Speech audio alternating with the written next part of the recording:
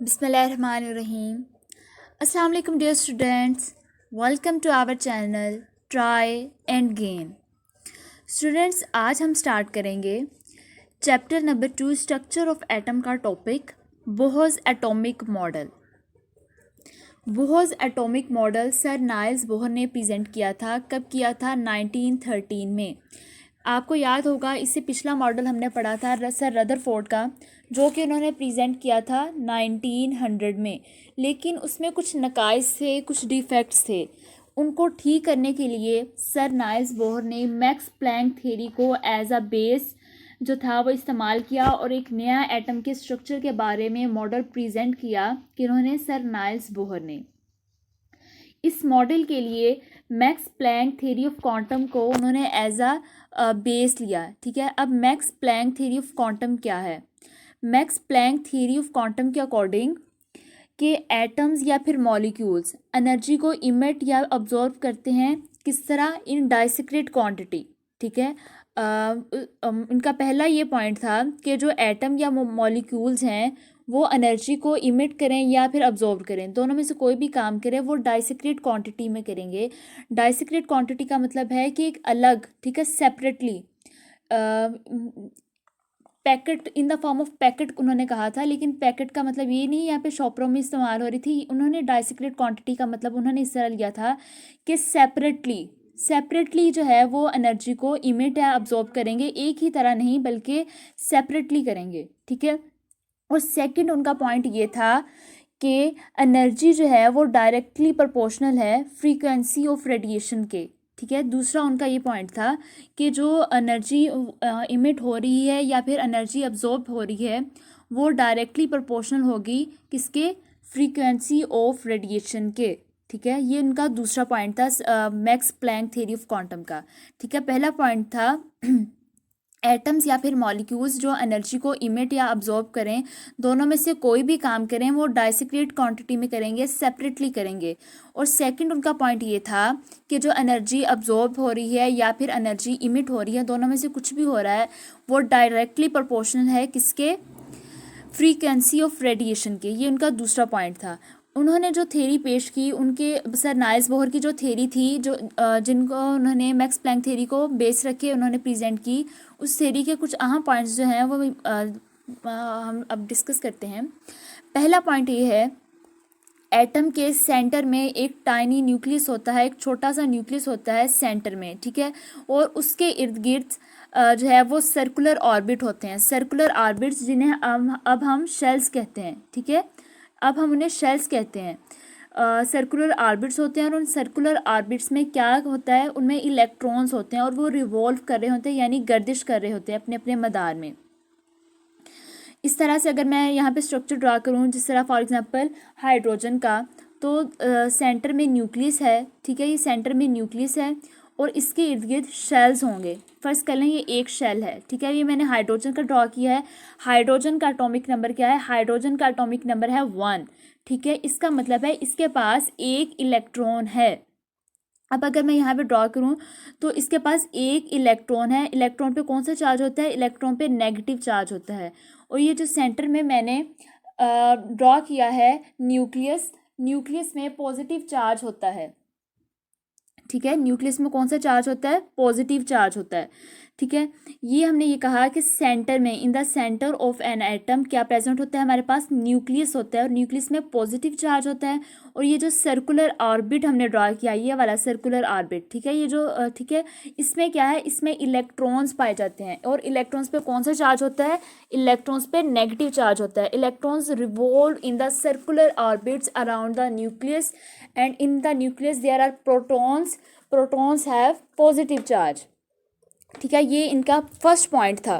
ठीक है, और सेकंड पॉइंट ये था कि each orbit has fixed energy that is quantised. ठीक है, उन्होंने ये कहा कि हर जो है हमारे पास ऑर्बिट, उसमें उसकी फिक्स एनर्जी है।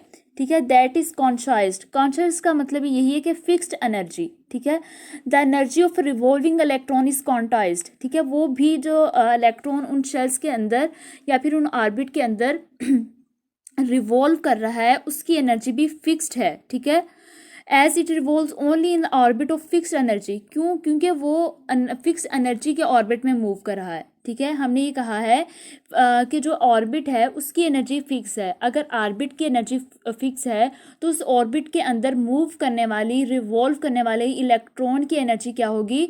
उस इलेक्ट्रॉन की एनर्जी भी फिक्स होगी, कॉन्शाइज होगी। ठीक है। थर्ड हमारे पास पॉइंट ये है कि electron does not emit or absorb energy as long as it remains in circular orbits. अब यहाँ पे मैं ड्रॉ करती हूँ ये हमारे पास जो है फर्स्ट करें, मैं सोडियम का स्ट्रक्चर ड्रॉ कर रही हूँ। 11 इसके पास होते हैं। तो फर्स्ट शेल, ये second shell and this is third one. पहले शेल में कितने इलेक्ट्रॉन्स हैं? 2। अगले में 8, 2, 4, 5, 6, 7, 8 और अगले में 1। ठीक है, ये मैंने इसका स्ट्रक्चर ड्रॉ कर दिया। अब ये जो इलेक्ट्रॉन्स हैं ये रिवॉल्व कर रहे हैं अपने अपने ऑर्बिट में, अपने अपने मदार में। हर ऑर्बिट की जो एनर्जी है वो फिक्स्ड है। ठीक है, और इसी तरह जब उन ऑर्बिट्स की एनर्जी फिक्स्ड है तो उन ऑर्बिट में मूव करने वाले इलेक्ट्रॉन्स की एनर्जी भी फिक्स्ड एनर्जी है। अब हमने ये कहा था लास्ट टाइम जो डिफेक्ट्स ऑफ रदरफोर्ड में था, उन्होंने उसके अकॉर्डिंग ये था कि अगर इलेक्ट्रॉन्स, हम ये कहते हैं ना कि इलेक्ट्रॉन्स क्या कर रहे हैं? इलेक्ट्रॉन्स रिवॉल्व कर रहे हैं। ठीक है, अपने अपने मदार में घूम रहे हैं, गर्दिश कर रहे हैं। ठीक है, इनकी मूवमेंट भी 2 तरह की होती है। एक तो इनकी मूवमेंट होती है इस जो है ऑर्बिट में। ठीक है, एक तो इलेक्ट्रॉन अपने अपने ऑर्बिट में मूव कर रहे हैं। सेकंड उनकी ये थी कि अगर मैं आपके हाथ में एक गेंद पकड़ा दूं और कहूं कि अपने ही हाथ में उस गेंद को घुमाना शुरू कर दो, ठीक है, वो गेंद क्या होगी? अपने सेंटर यानी अपने एक्सिस के इर्द गिर्द घूम रही है। इसी तरह ये जो इलेक्ट्रॉन्स है, एक तो ये अपने इर्द गिर्द घूम रहे होते हैं। ठीक है, एक तो ये अपने इर्द गिर्द घूम रहे होते हैं और सेकंड ये इस शेल के अंदर में घूम रहे हैं। ठीक है, यानी इनकी 2 तरह की मूवमेंट हो जाती है। एक तो ये अपने ही शेल में अपने ही जो है एक्सिस के इर्द गिर्द घूम रहे हैं। ठीक है, अपने एक्सिस के इर्द गिर्द घूम रहे हैं और सेकंड जो है वो इस शेल के अंदर मूव कर रहे हैं। 2 तरह की इनकी मूवमेंट है। हमने ये कहा था लास्ट टाइम, हमने जो रदरफोर्ड का एक डिफेक्ट हमने पढ़ा था कि इलेक्ट्रॉन्स जो हैं चार्ज्ड पार्टिकल्स, ठीक है, अगर वो चार्ज्ड पार्टिकल्स हैं तो उनको एनर्जी रिलीज़ करते रहना चाहिए। ठीक है, यानी इमिट करते रहना चाहिए कंटिन्यूसली। और अगर वो कंटिन्यूसली एनर्जी को खारिज कर रहे हैं, क्योंकि जो इलेक्ट्रॉन है इनके ऊपर चार्ज है। चार्ज इनके ऊपर कौन सा है? इनके ऊपर नेगेटिव चार्ज है।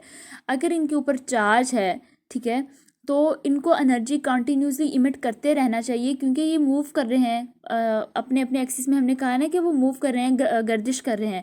तो अगर ये गर्दिश कर रहे हैं और एनर्जी भी इमिट कर रहे हैं, यानी एनर्जी भी रिलीज़ कर रहे हैं, तो एक टाइम ऐसा आएगा कि इनकी एनर्जी ख़त्म हो जाएगी। और जब ये इनकी एनर्जी ख़त्म हो जाए, इनको तो चाहिए कि ये न्यूक्लियस में गिर जाएँ। ठीक है, मतलब ये कि अगर मैं आपसे कहूँ तो आपको कोई खाना पानी ना दिया जाए और आपको कहा जाए कि आप मूव करें, आप 1 दिन सफ़र कर लेंगे, दूसरे 2 दिन कर लेंगे, 3 दिन कर लेंगे, 4 दिन कर लेंगे, 5वें दिन आपने थक जाना है, आपसे नहीं होगा, आपकी सारी एनर्जी ख़त्म हो जाएगी।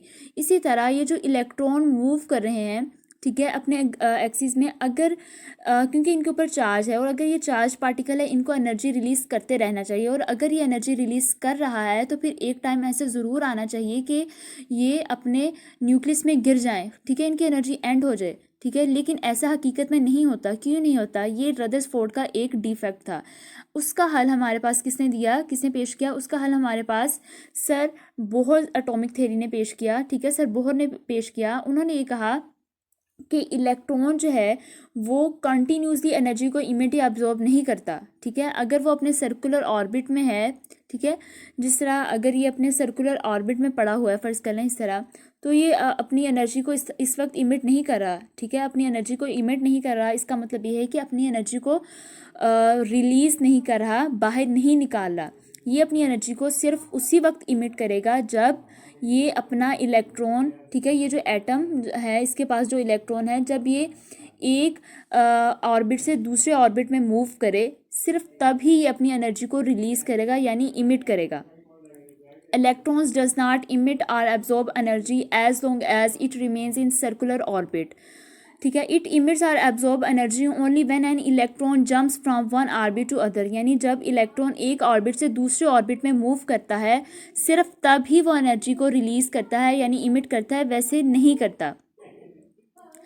अब इसके बाकी जो थे, हमने ये कहा कि अब वो कब एनर्जी को रिलीज़ करेगा, इमिट करेगा। दो काम कर सकता है ना, या तो वो एनर्जी को इमिट कर सकता है या वो एनर्जी को एब्जॉर्ब कर सकता है। अब वो कब करेगा, अब उन्होंने इसकी भी बात कर दी नेक्स्ट, कि जब इलेक्ट्रॉन जंप करे from the orbit of lower energy, ठीक है, जब कोई भी इलेक्ट्रॉन लोअर एनर्जी वाले ऑर्बिट से हायर ऑर्बिट वाले एनर्जी में ऑर्बिट के अंदर जाए, यानी लोअर ऑर्बिट से हायर ऑर्बिट की तरफ मूव कर रहा है, तो वो एनर्जी को एब्जॉर्ब करेगा, ठीक है। और जब कोई इलेक्ट्रॉन मूव करे from the orbit of higher energy to the orbit of lower energy, ठीक है, तो तब वो क्या करेगा, वो रिलीज़ करेगा एनर्जी को। फॉर एग्जांपल मैं यहाँ पे ड्रॉ कर रही हूँ, ये है हमारे पास न्यूक्लियस, और न्यूक्लियस के बाद है शेल्स, ठीक है, ये फर्स्ट शेल्स हैं, ये सेकंड शेल है, और ये थर्ड शेल है।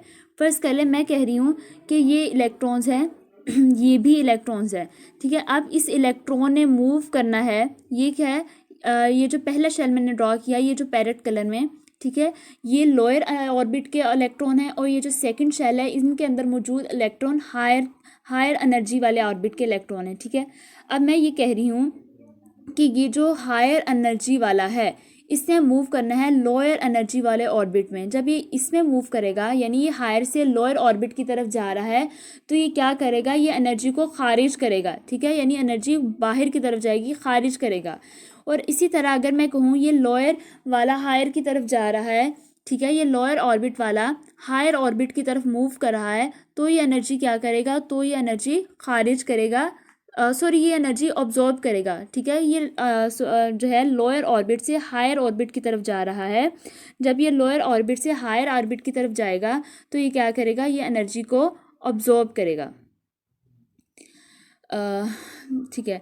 This change in energy is equal to E2 minus E1 which is equal to HP। ये इन्होंने इसका कांस्टेंट दे दिया, आपके पास एक फार्मूला है, delta E is equal to E2 minus E1 which is equal to HV।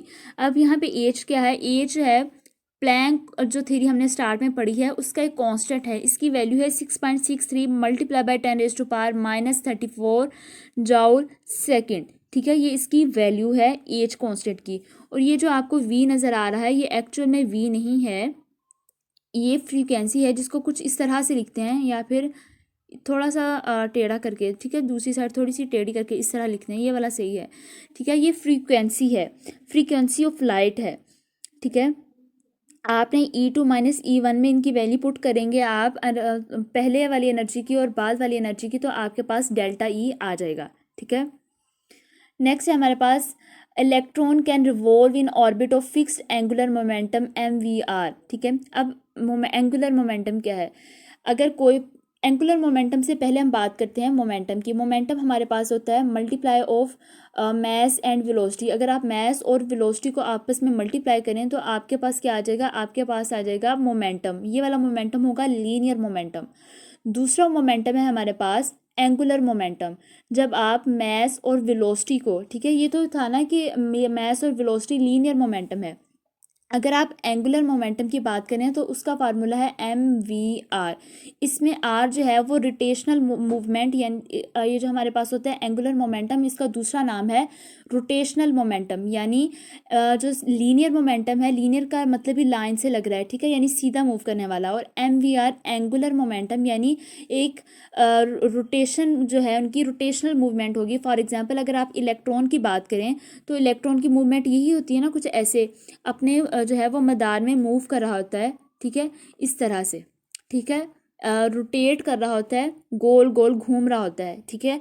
इसका मतलब ये है कि इसकी मूवमेंट कौन सी होगी, एंगुलर मोमेंटम होगी, ठीक है। उसका फार्मूला क्या होगा, MVR, ये वाला, ठीक है। MVR की उन्होंने वैल्यू दी है NH डिवाइडेड बाय 2 पाई, ठीक है।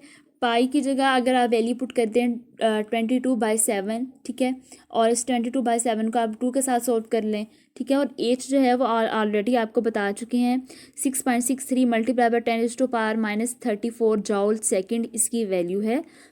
और ये क्या है, ये असल में प्लैंक कांस्टेंट है, ठीक है। और n जो है वो क्वांटम नंबर है। क्वांटम नंबर का मतलब ये है कि ये जो जिनके अंदर जो है प्रेजेंट है इलेक्ट्रॉन, वो एन की वैल्यू 1 भी हो सकती है, 2 भी हो सकती है, 3 भी हो सकती है, जिस शेल में, जिस ऑर्बिट में, जिस क्वांटम में वो पाया जाता है, ठीक है, उस क्वांटम का नंबर होगा। ठीक है, जो हमारे पास एटम का स्ट्रक्चर है, न्यूक्लियस के इर्द गिर्द इलेक्ट्रॉन किस क्वांटम में है, ठीक है, वो एन की वैल्यू आपने पुट करनी है। ठीक है, ये आज का लेक्चर था स्टूडेंट्स, मिलते हैं अपने नेक्स्ट लेक्चर में, तब तक के लिए अल्लाह हाफिज़।